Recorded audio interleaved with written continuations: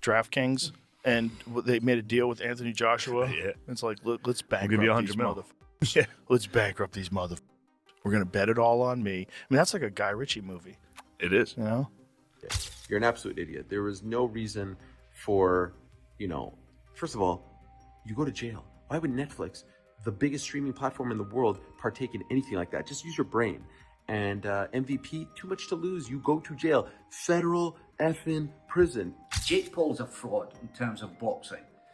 But worse than that, after all his hype about what he was going to do to Joshua, what did we see? We saw a cowardly display from a guy who shouldn't be anywhere near a boxing ring. Joe Rogan explodes on Jake Paul for reportedly trying to bribe Anthony Joshua during their fight.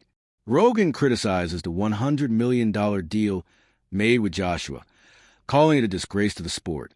He says Jake Paul's tactics undermine boxing's integrity, highlighting that throwing money at a fighter to secure outcomes damages the credibility of matches. Not for Jake Paul. Of course, that'd be awesome. I'm Not saying for all the Anthony young Joshua, bucks. who was gonna be the guy. Destroy some sports books also, apparently. What are those odds? they lose $100 million or something, I think. Yeah. That's where. Yeah, there's a lot of Might take a people dive betting on the Jake Paul underdog right now. There's people betting on him? Yeah, because he's got it's plus 650. You're making 6 times the money you put in. Yeah, but what are the odds? Really? I mean, not good. What are the odds, really? I know I literally said, what are the odds to the odds? Yeah. Joe Rogan reportedly emphasizes that Anthony Joshua stayed focused and didn't fall for any of Jake Paul's schemes. He warns that if Joshua had, it would have been heartbreaking for boxing fans, turning the match into a wrestling-style spectacle rather than a real fight. Rogan points out that Jake seemed to be aiming for an easy stage victory, but Joshua's skill and composure kept the contest authentic and preserved the integrity of the sport. That's why I think the only reason the odds are not 40-1 is People suspect shenanigans. shenanigans. Yeah. They suspect shenanigans. But a first If round, they come out and fucking circle each other like pro wrestling and grab the ropes, we're going to be like, no. Yeah. Yes. You motherfuckers. When Nate fought him, that was great. Well, listen, that's another fight. Look, Nate, no disrespect to Nate, but Nate fought his career at 155 pounds for the most part. A couple fights at 170. Yeah. Very good. Ariel Helwani points out that Anthony Joshua didn't take unnecessary risks for money because he already has enough wealth. He emphasizes that Joshua's focus was on preserving his legacy rather than chasing a payday. By staying cautious and fair in the fight, Joshua protected both his reputation and the sport itself. Helwani warns that if Joshua had been reckless for money, it could have damaged boxing's credibility and set a dangerous precedent. Instead, Joshua's measured approach ensured a respectable contest, demonstrating that some fighters value honor and legacy over short-term financial gain, thereby preserving boxing's integrity. Joe Rogan declares that Anthony Joshua is the best heavyweight boxer alive, praising his skill, strength, and ring intelligence. He explains that the fight's outcome was inevitable because Joshua's experience and technique far surpassed any challenger like Jake Paul. There was no reason for, first of all, you go to jail. Why would Netflix, the biggest streaming platform in the world, partake in anything like that? Just use your brain. And MVP, too much to lose. You go to jail. Federal effing prison. AJ, for what? For what? He doesn't need it. He doesn't need more money. It's great, but to risk this? No. Look at what's going on with the gambling. No way. There's no way. My respect for Jake has grown. I know people don't like to give him credit. You fight amateur, influencer, pro boxing. You have my respect. I don't care what kind of fighter you are. I don't care how many wins you have. You step through those ropes. You have my respect. He lasted 6 rounds. Most didn't think he would. I think the line as far as how many rounds was 2.5. So clearly most people thought he would be out of there around that point. And I think a lot of people were going with the under. He had some moments. He had the antics. Obviously the takedowns and all that weren't great, but golly, I think he was tired. The ring was bigger and everyone said that was going to benefit him, the 22 by 22 ring. But, cardio has been an issue for him. And so when you're circling and dancing, you're going to get tired. You're going to gas out. And I think that happened.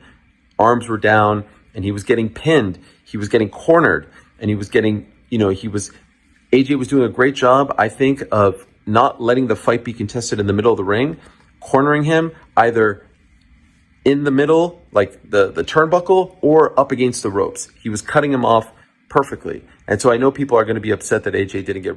Frank, with over 70 years of boxing experience, shares the fundamentals of the noble art guiding boxers of all levels with unmatched expertise drawing on decades in the ring. He emphasizes the importance of discipline, technique, and respect for the sport.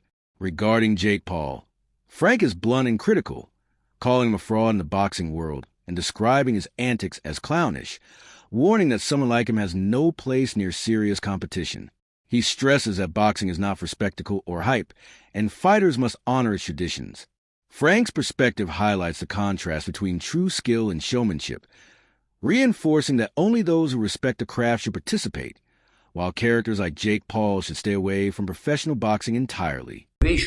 At the very top of his agenda, it's so difficult to pin him down. He runs, he dodges, he grabs, he slithers to the floor, he grips onto your legs, all the kind of stuff that you would never see from anybody with a semblance of experience in boxing. So let's get this out of the way. Jake Paul's a fraud in terms of boxing. But worse than that, after all his hype about what he was going to do to Joshua, what did we see? We saw a cowardly display from a guy who shouldn't be anywhere near a boxing ring from now on. In fact, if there hadn't been ropes around that ring, then he would have been back in the changing room in the first couple of minutes of the contest because he was running for his life. He was terrified. Let's look at AJ's performance. Let me say it's extremely difficult to box against somebody who doesn't want to engage, who doesn't want to actually come and fight, and that's what they were there for. But Paul made up his mind long before this fight took place. I will run for eight rounds, and I can go and put on my resume that I went 8 rounds, the full distance, with the former heavyweight champion of the world. Finally, let's hope this is the end of Jake Paul as a so-called boxer. He never will be a boxer. I've got guys whom I train up and down the country who would flatten him in 3 rounds. Amateur boxers who are miles better than he is. He has got nothing going for him. Dan Raphael provides a detailed analysis of the Anthony Joshua versus Jake Paul fight, focusing purely on the dynamics in the ring. He gives credit to Jake Paul for surviving as long as he did, noting that his extremely defensive and unpopular style was the only way to last multiple rounds. Raphael compares Jake's constant movement to riding a bicycle and evading like a criminal avoiding capture, emphasizing how this approach prolonged the fight. He also points out that Joshua could have done a better job cutting off the ring, acknowledging his own role and why the contest lasted longer than expected. Despite this, Raphael praises Joshua's skill, stating that the knockout was impressive and deserved, while also highlighting Joshua's honesty in assessing his performance. He concludes that taking the fight was sensible for Joshua, balancing financial incentives with professional responsibility, and that the bout ultimately showcased his dominance while giving Jake Paul some credit for endurance. Like you said, did it go 6 rounds and last, a few longer? I'll give credit to Jake for hanging in there. Part of it was because he employed an extremely unfriendly for fans style, but it was the only way he could do it if he wanted to survive that many rounds, which is to basically get on his bicycle and ride around the ring for a bunch of rounds and then get off his bicycle and run, like a criminal at night after the cops show up. So it is what it is. I mean, it'll be the fact that it still resonated shows you the interest that there was in the fight, and certainly that knockout was a viral clip. And as I'll quote the great philosopher Eddie Hearn, we're going to take care of Jake Paul and on to the real boxing in 2026. Yeah, the great philosopher. It is a risky fight. I mean, I'll put it like this. It's one thing to say I want to do a calendar year where I'm fighting Fabio Wardley for his title, and then I'm going to fight Fury. There's nothing wrong with that. But anybody that would consider Fabio Wardley at this stage should be a tuna fight is just not being honest about it. It's a real fight. And I think there are some people out there that would say it poses just as much danger as risk or a gamble or however you want to describe it as it would be when he fights or if he fights Tyson Fury. So Joshua has to make some decisions about that.